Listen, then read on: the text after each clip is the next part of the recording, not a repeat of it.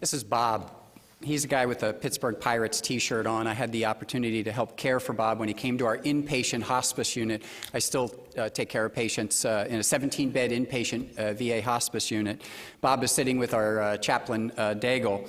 Bob was riddled with cancer, had a pathologic fracture of his hip, and as our team does every patient we get to see, we asked, what are your goals? And Bob said, one, I want to walk again, and two, I want to be reunited with my brother. Since Vietnam, he really hadn't seen his brother, and they used to watch baseball games together and go to baseball games. He's from Pittsburgh area, and I learned that the Pittsburgh Pirates won the World Series in '71. You know, we got to work on that, but also part of our screening is Bob. Oh, by the way, what branch of the military do you think Bob is? Whoever said it over here, I heard Marine Corps. I think Bob is like this quintessential kind of jarhead Marine guy. I mean, does he just look, he just looks the part to me. I thought you could put him on the poster. He is really there. And he was a rather private guy, but really, once you got to know him, very warm. He clearly touched my heart that, you know, that I share him today, but a Marine. And so as I ask every patient that we admit, I said, you know, do you have any troubling thoughts or memories from your combat experience? This guy just bawled in front of me and was just crying. And I said, oh my gosh, you know, what can we do? And he said, I don't want to talk about it. Just stay away. You know, and I was like, I respect that. Just want you to know we're here if you need us. And so we got to know Bob, and he was coming to the VA in his last you know, months of life. But I wanted to share this cartoon, and it says here, how do I tell him he is going to die? And the patient there lying in bed, you know, when will he tell me I'm going to die? And I might rephrase this, how do I help him with living until he dies, or talk to him about living until he dies? And Dr. Gawande mentioned Vital Talk, and VA has partnered with Vital Talk to teach primary care physicians and teams and non-palliative care specialists how to have these conversations. And with the leadership of Jill Lowry and Ashby Sharp from our National Ethics Center, that is rolling out. We have these interdisciplinary palliative care teams at every VA medical center, and they're kind of taking on this champion role to share this expertise on how to have these conversations. So I really think that we are moving forward rapidly in the VA at it becoming part of our system, that it just gets talked about right up front. This is a program, and it's called We Honor Veterans, and I'm really grateful to be sitting next to Don and the work we've done with community hospices. I believe this is one of the fastest growing campaigns in the National Hospice Palliative Care Organization history, but I'll just share with you. So 600,000 veterans died last year, over 600,000 died last year. 1 in 4 Americans is a veteran. If you look at just from males, it's about 1 in 2 when you look at deaths across America. So here we are, 97% of veterans will die outside the VA system.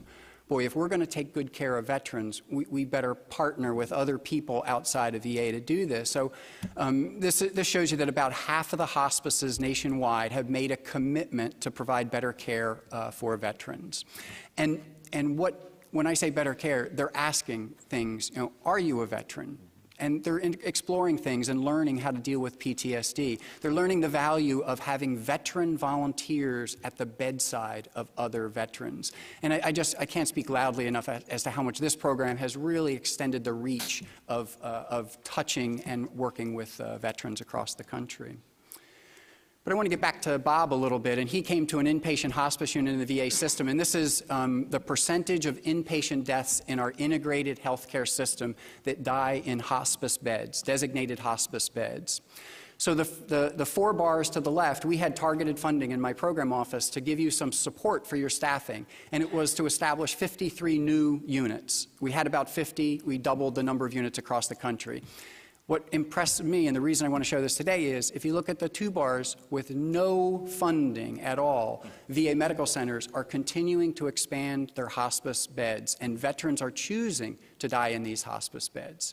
So I think that just speaks loudly that when you offer a service that patients need and want, that they will choose it. And by the way, there's corresponding decrease in deaths in acute care with this. So I need to complete the story about Bob.